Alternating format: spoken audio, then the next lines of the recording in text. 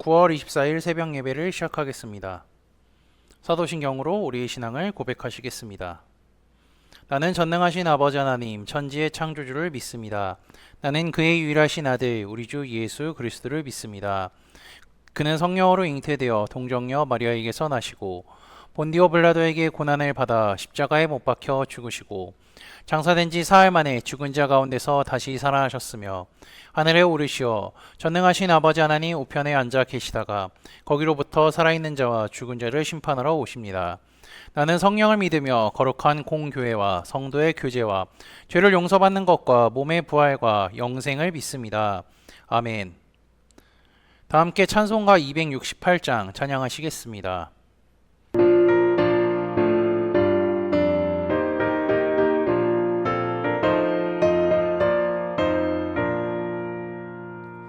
죄에서 자유를 얻게 하는 보혈의 능력, 주의 보혈. 시험을 이기고 승리하니 참 놀라운 능력이로다. 주의 보혈 능력이 또다. 주의 피 믿어. 주의 보혈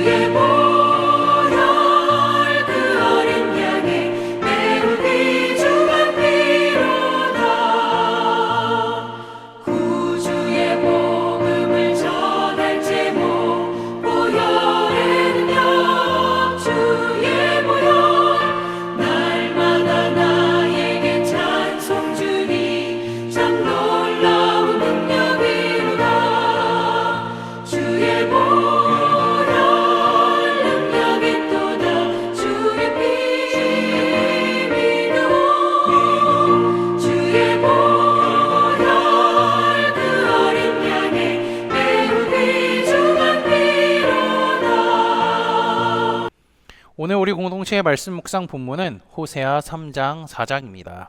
그중 4장 11절에서 19절까지를 제가 봉독하고 말씀을 나누도록 하겠습니다. 음행과 묵은 포도주와 새 포도주가 마음을 빼앗느니라. 내 백성이 나무에게 묻고 그 막대기는 그들에게 고하나니 이는 그들이 음란한 마음에 미혹되어 하나님을 버리고 음행하였음이니라. 그들이 산 꼭대기에서 제사를 드리며 작은 산 위에서 분향하되 참나무와 버드나무와 상수리 나무 아래에서 하니 이는 그 나무 그늘이 좋음이라. 이러므로 너희 딸들은 음행하며 너희 며느리들은 간음을 행하는도다.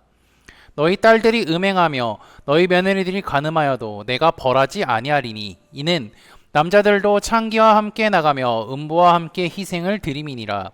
깨닫지 못하는 백성은 망하리라. 이스라엘아, 너는 음행하여도 유다는 죄를 범하지 못하게 할 것이라. 너희는 길갈로 가지 말며 벳아인으로 올라가지 말며 여호와의 사심을 두고 맹세하지 말지어다. 이스라엘은 완강한 암소처럼 완강하니 이제 여호와께서 어린 양을 넓은 들에서 먹임같이 그들을 먹이시겠느냐. 에브라임이 우상과 연합하였으니 버려두라. 그들이 마시기를 다 하고는 이어서 음행하였으며 그들은 부끄러운 일을 좋아하느니라. 바람이 그 날개로 그를 쌌나니 그들이 그 재물로 말미암아 부끄러운 일을 당하리라. 아멘. 호세아 4장은요. 전체적으로 볼 때 4장에서부터 14장까지의 서론에 해당하는 내용입니다. 4장 1절에서 3절은요. 이스라엘의 죄와 심판에 대해 선포하고요. 4절에서 10절은 북이스라엘의 범죄와 심판에 대한 일차적인 책임이 당시의 백성들의 지도자들에게 있음을 말하고 있습니다. 즉 북이스라엘이 이렇게 타락한 1차적인 책임은요. 제사장들의 영적 무지로 인하여서 백성들까지 멸망의 길에 이르렀다는 것입니다. 물론 심판의 1차적인 책임은요. 제사장과 지도자들에게 있지만 백성들에게도 책임은 분명히 있습니다. 하나님은 이스라엘을 지키시고 보호하셨는데 그들은 하나님의 은혜를 잊은 채 배은망덕한 삶을 살아가고 있는 것이 그 증거죠. 오늘 본문은요. 이스라엘의 대표 죄악 중 하나인 우상 숭배에 대한 문제가 나오고 있습니다. 제사장들은 영적 무지로 인하여서 타락하고 백성들은 하나님만 섬기는 것이 아니라 우상을 숨기는 죄에 빠졌음을 우리는 확인할 수 있습니다. 그들이 하나님을 버리고요. 음행과 묵은 포도주와 새 포도주의 마음을 빼앗겼다는 것은요. 호세아가 1장과 2장에서 고멜이 다른 남자를 쫓아가게 만든 원인과 같고요. 실제로는 이스라엘이 추구하는 것이 무엇인지를 보여주는 것과 같습니다. 이스라엘 추구하던 것은 하나님이 아니라 재물, 돈 이런 거였죠. 즉 묵은 포도주나 새 포도주는 모두 풍요, 부를 의미합니다. 이스라엘은 가나안 땅에 들어갈 때부터 하나님께서 경고하셨던 말씀을 잊은 채 살아가는 모습이죠. 그리고 이 살아가는 모습은요. 가나안 땅 처음 들어갔을 때 여호수아 시대에도 우리는 확인할 수 있고 여호수아 다음 시대인 사사 시대에도 우리는 이스라엘이 하나님의 말씀을 잊은 채 살아갔다는 것을 확인했었습니다. 그 시대로부터 몇백 년이 지난 호세아가 활동했던 시기에도요. 죄악은 변함없이 계속된 것이죠. 가나안 땅에 있던 신들을 그대도 받아들이고요. 바알과 아세라와 같은 우상을 섬긴 것이죠. 12절을 보면요. 그들이 섬기던 대표적인 나무에 대해서 나오는데요. 한번 12절을 한번 볼까요? 내 백성이 나무에게 묻고 그 막대기는 그들에게 고하나니 이는 그들이 음란한 마음에 미혹되어 하나님을 버리고 음행하였음이니라. 여기에 있는 나무는요. 아무 나무를 의미하는 것이 아니라 아세라를 상징하는 목상 같은 것을 이제 의미하죠. 그래서 그 목상 같은 것을 가지고 있는 이스라엘 백성들은 그거에 대해서 묻고 거기에 답을 얻었다는 것이죠. 마치 옛날 드라마를 보면요. 사람들이 어떻게 했죠? 달밤에 달이 딱 떠 있을 때에 그릇에 물을 쫙 떠놓고 비나이다 비나이다 한 것과 이제 같은 의미일 것입니다. 그래서 이스라엘 각 집에 이 나무 목상이 다 있었던 거고요. 그것에게 묻고 그것에게 답을 얻었다는 것이 바로 4장 12절의 내용입니다. 그리고 13절과 14절은요. 이스라엘이 하나같이 높은 산과 꼭대기에 있는 예배처소를 돌아다니면서 분향하고 제사하는 것을 보여주죠. 남자 여자 할 것 없이 모든 백성이 신령하다고 불리는 곳을 찾아다니면서 묵은 포도주와 새 포도주를 이제 그 가는 곳마다 구했다는 것을 의미합니다. 하나님은 분명히 가나안 땅에 들어가기 전에 우상 숭배에 대해서 경고하셨습니다.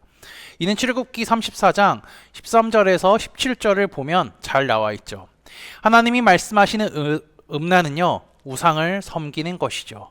결국 이들은 하나님의 말씀을 기억하지 못하고 깨닫지 못한 채 죄를 지으면서 살아가니까 결국 망하게 됩니다. 하나님의 백성이 된다는 것은요. 하나님을 믿으면서 하나님의 말씀을 배우기를 힘쓰고요. 그 말씀으로 살아가는 것을 의미합니다. 그러나 이스라엘은요. 이것을 깨닫지 못하여서 높은 산마다 찾아다니고 정성 다하여서 다른 종교 의식을 행하고 있습니다. 하나님은 이렇게 행동하는 이들이 망해될 것이라 말씀하셨죠. 그리고 15절에서 19절은요. 이들이 당할 치욕에 대해서 선포하고 있습니다. 즉 우상 숭배를 한 이스라엘에 대한 이제 멸망의 선포죠. 우선 15절은요. 이스라엘의 저지르는 일들이 유다에게 미치지 않아야 함을 말하고 있습니다.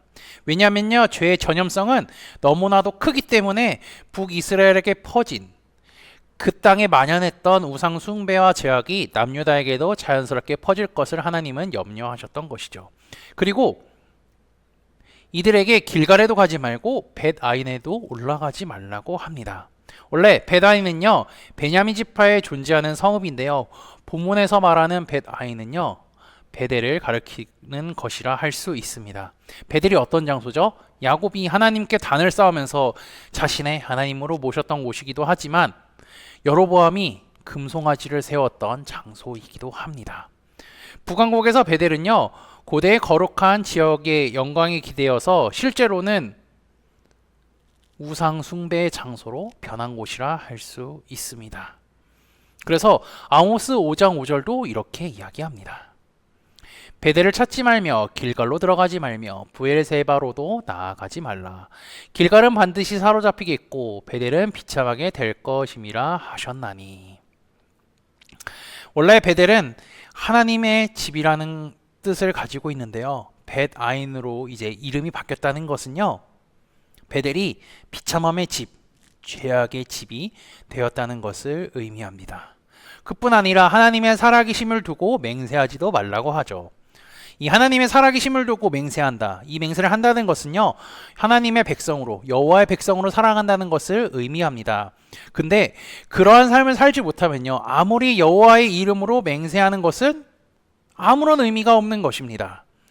그렇다고 해서 이제 하나님께서 길갈이나 베델로 가지 말라는 것이 제사나 제의를 철폐하라는 의미가 아니라 여호와의, 그리고 또한 여호와의 살아계심을 두고 맹세하지 말라는 것은 하나님의 이름을 그냥 부르지 말라는 그런 단순한 의미는 아닐 것입니다. 왜냐하면요, 하나님은 이스라엘 마음과 그로 인해 나오는 행실을 이스라엘이 그것을 회개하고 바뀌기 원하기 때문에 그들의 마음과 그 마음에서 나오는 행실을 지적할 뿐입니다. 하나님께서는 이스라엘이 회개하여서 하나님께 돌아오기를 원하시죠. 우상을 찍어버리고 태워버리고 오직 하나님 한 분만을 섬기고 믿고 사랑하기를 원하시는 것이 우리 주님의 마음입니다. 이것은 몇천 년이 지난 지금도, 우리가 살아가고 있는 시대도 마찬가지고요.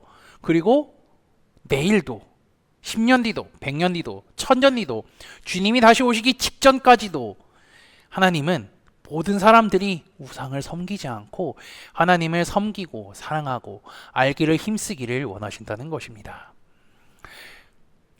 19절은 이제 계속해서 우상을 섬기게 된 결과가 어떻게 되는지 보여주죠.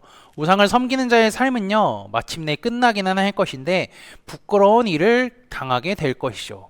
그들이 했던 수많은 우상 숭배와 제사로 인하여서 그들이 멸망으로 가게 될 것입니다. 하나님께서는요, 죄를 짓는 이스라엘에게 그들의 죄를 정확히 집어냅니다. 이때 하나님께 회개하고 돌아와야 하죠. 하나님은 그들을 사랑하는 마음으로 지속적으로 말씀하고 계십니다. 이처럼 하나님은 죄를 지은 인간을 심판하셔야 하는 분이기도 하지만 그것을 통해 자기 백성들이 돌아오기를 원하신다는 것을 잊지 않으시기를 주님의 이름으로 축복합니다. 우리도 죄를 지으며 살아갑니다. 크고 작은 생각과 행동으로 인해서 말이죠. 그때 하나님께서는요, 우리에게 죄를 깨닫게 해주실 것입니다. 우리를 늘 사랑하시고 죄를 깨닫게 해주신 하나님을 기억하고요, 주님의 손을 꼭 붙잡고 살아가는 코너스톤 믿음의 형제자매들이 되시기를 주님의 이름으로 축복합니다. 다 함께 찬송가 289장 찬양하시겠습니다.